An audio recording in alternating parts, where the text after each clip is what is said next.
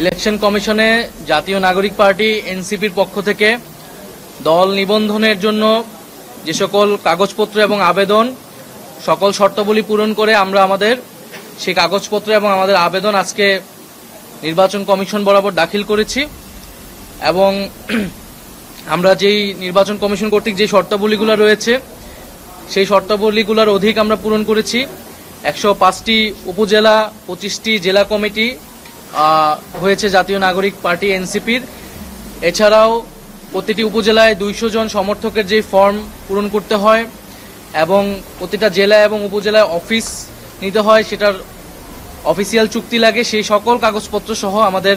গঠনতন্ত্র এর আগের দিন জেনারেল আমাদের সাধারণ সভায় পাশ হয়েছে খসড়া গঠনতন্ত্র, সেই গঠনতন্ত্র সহ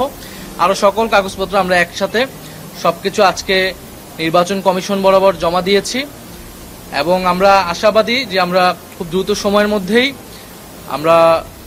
জাতীয় নাগরিক পার্টি এনসিপি নিবন্ধন পাবে, নিবন্ধিত দল হিসেবে জনগণের কাছে যাবে। আর আপনারা ইতিমধ্যে জেনেছেন যে আমরা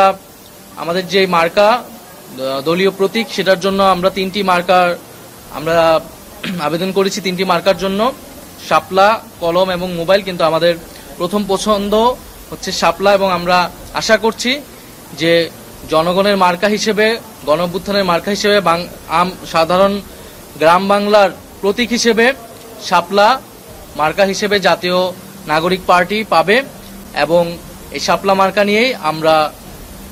আগামী দিনে জনগণের ভিতরে কাজ করব, নির্বাচনে অংশগ্রহণ করব।